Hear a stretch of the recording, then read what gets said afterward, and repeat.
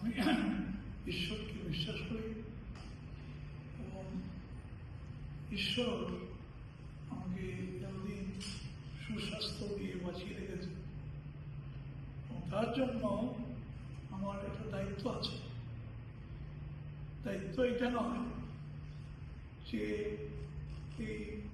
আমি ভালো আছি আর একটু ভালো থাকার জন্য আমি ঘুমাবো, খেলবো, যুক্ত করবো, আনন্দ করবো না।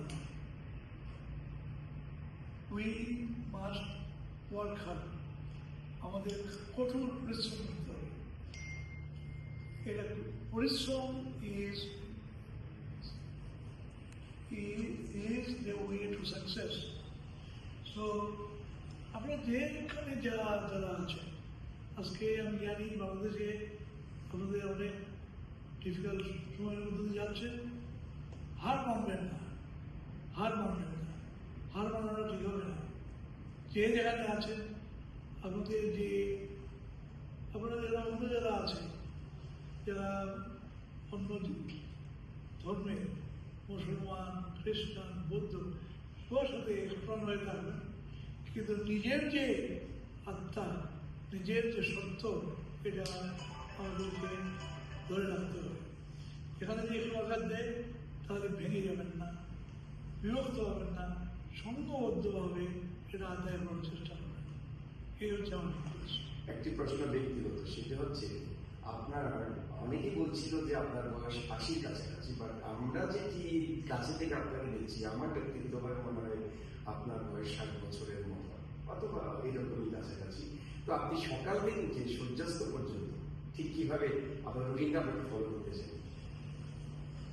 আজকে সকাল আমার মাকে আমি যখন ছোট ছিলাম ভাবতাম নিশ্চয় আমি একটা জমিদার বাড়িতে জন্ম নিয়েছিলাম, এখানে গান বাজনা ফুর্তি বাড়তি হতো, কেউ কোনো পড়াশোনার ব্যাপারে কোনো খেয়াল নেই, কারণ স্কুল আমাদেরই, ওখানে গেলে তো পাস, মেট্রিক পর্যন্ত পাস একেবারে গ্যারান্টি। তো সেই জন্য পড়াশোনাতে আমাদের যারা ভাইয়েরা, কাকাতো ভাই, মাস্তুতো ভাই, ভাইয়ের বোনেরা, ওরা সেরকম ছিল না। কিন্তু আমার মা রোজ সকালবেলা নিজে 3:30টার সময় উঠে চুল ধরে আমাদেরকে আমাকে বলতেন কুম্ভকর্ণ। আমার ঘর করছিল, তুই একটা কুম্ভকর্ণ, তোর কিচ্ছু হবে না।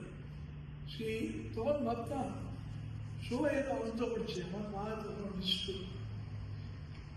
কিন্তু আজকে বুঝতে পারছি ওনার দয়ায় আমি এখানে বুঝেছি এবং ওনার আশীর্বাদে, ওনার ডিরেকশন আজকে এখানে বুঝতে পারি। আমি কিছুই না, আমি কিছুই করতে পারিনি।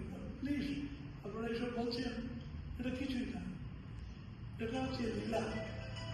যে যেখানে আছে, if you use your 100% চেষ্টা, সাকসেস কেউ বড়কে ছোট নয়। সাকসেস হচ্ছে আপনার ভিতরে যে জ্যোতিটা আছে, আপনার ভিতরে যে জায়গাটা আছে, আপনার ভিতরে যে শক্তি আছে, সেই শক্তিটাকে ব্যবহার করুন, তাহলে ডিপ্রেস হবে না, বয়স হবে না।